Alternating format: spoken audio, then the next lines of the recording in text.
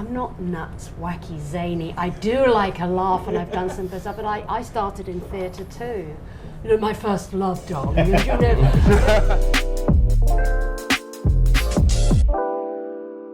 When your novella was published, it was celebrated for the tone and the way you wrote it.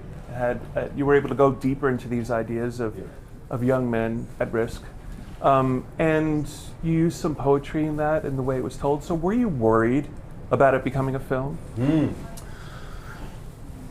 I was worried about a loss of poetry, but I quite quickly realised that in screenplay writing there's a different type of poetry, and that you in fact have opportunities further down the line for poetic ways of thinking with your collaborators. So some of what Tim did, some of what the props department did, the way it's lit, these are the new forms of poetry I was allowed to play with. I think in terms of what I liked about the translation into film was that the unpacking of the mystery that is in the novella, we are inside the sort of cyclone of Shai's mind, that becomes mysterious on film. So you are looking at a person's face and guessing what's happening in their mind, and that then becomes utterly unique, bespoke to each viewer, and that felt in turn very novelistic, because there's a great deal of ambivalence built in there. You know, like my interpretation of Steve is going to be very different to someone else's. I'm mapping him onto my life or my relationship with my children or whatever in completely different ways than another viewer might. So I liked it. It was new forms, new freedoms. Was it your first screenplay? First and last, yeah, I'm done. You're done. I'm announcing my retirement today. So Tim, talk to me. How do you solve for like what he's saying? Like, what are the devices that you do as a filmmaker to get at that? All of it, you throw all of it at it. Like you I think it was a mixture of so many styles when I was reading it, and also a challenge, like so many dialogue, never done so many dialogue, like how are we gonna pull that off? So it was like just a huge mountain to climb, but I think once you get at the top, I was very satisfied. Cillian, a question for you. Yeah. Obviously, I think about Oppenheimer and that role and the weight of global responsibility that the character is playing. Yeah.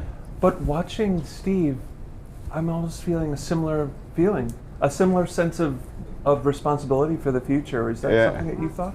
I mean, I didn't draw any parallels between the two characters, but I am drawn to characters under pressure, whatever form that might take. I think it's really interesting what pressure, psychological or emotional or professional, whatever, what that does to the human psyche, and how that what costs it exacts, and how the behavior changes. And the beautiful thing about this, that it was over the course of one day, so we were mapping, you know, both of these characters primarily over like the course of one day, and what that pressure did to both of them, and how they couldn't seem to reach each other. And I think it's more for you guys to draw the parallels. For me, it was just about trying to find the truth in it.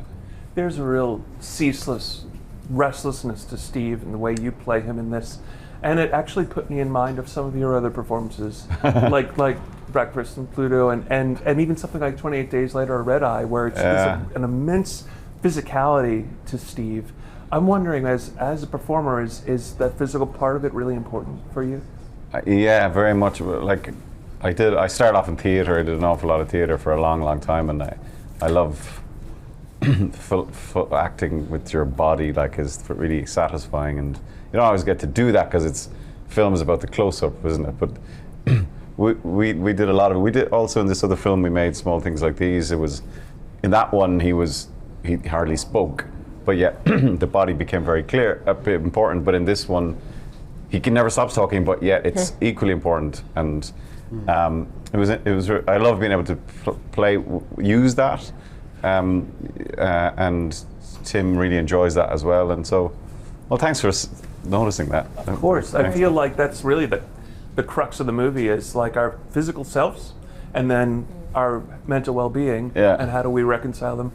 Tracey, it's just so wonderful always to see you do a dramatic role like this. And I mean, as a longtime fan and a fan of your comedy, this is so wonderful to see you do this. I do wonder if there are any teachers from your life who you drew from in this performance. Well, if Thank you for saying that, because I'm not nuts, wacky, zany. I do like a laugh, and I've done some bizarre, but I started in theatre too. You know, my first love, darling. And you know, as Vanessa said to me, and Judy, you know, you're marvellous. And no, to be trusted to do this, and for Cillian to ask me to do this, to work with Tim and everybody, and yeah, I had a wonderful teacher called, we just spoke about our teacher, Ronald Harding. Very, very English man with brogues who spotted me when I was 12 and told me that I should probably go towards the performing arts, or because he could see, and I thank him my whole life for that, you know.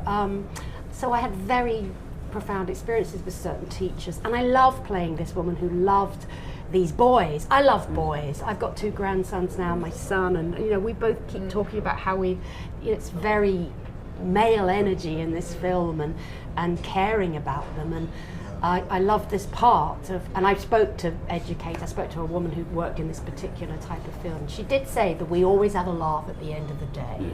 That's why I love in the film, you can see us having a drink, and we're letting off steam too. But it was a fabulous thing to be a part of, and yes, I can be a dramatic actress. Thank you very much. I feel like it always does take that one enabler, right? Someone from when you're a child or a teenager who's saying, you know what, you really have something special here.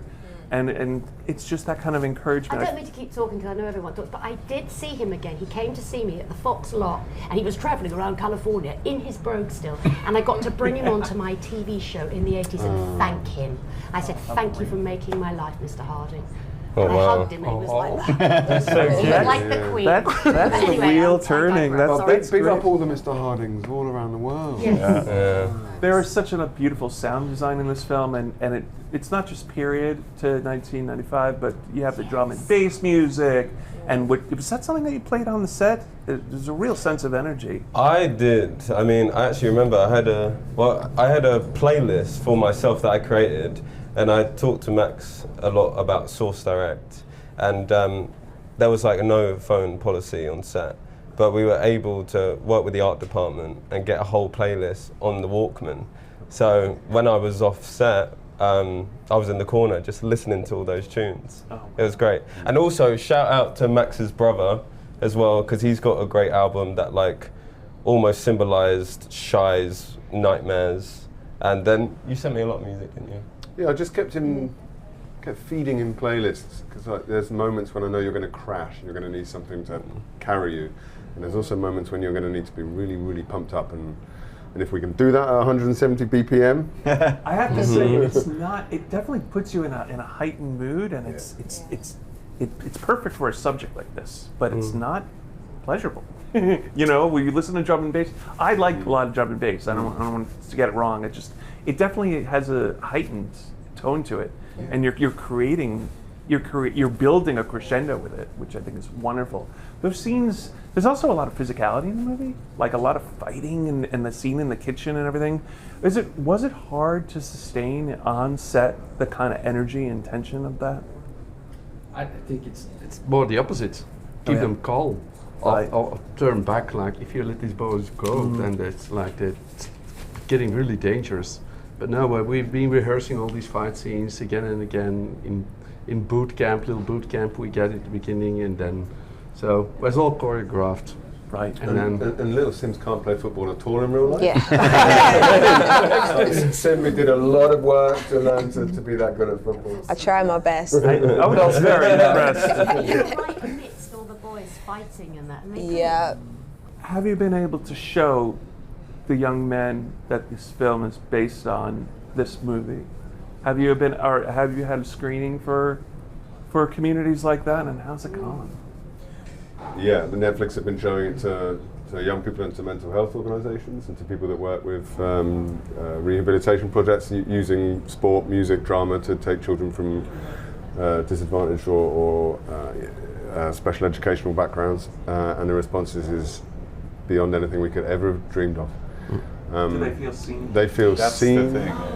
and they feel like something about the dynamic, irrespective of the context, something about the dynamic between these adults and these young people is the truest representation they've seen on film of it, which means the world to us. It's the best review we can get. Yeah.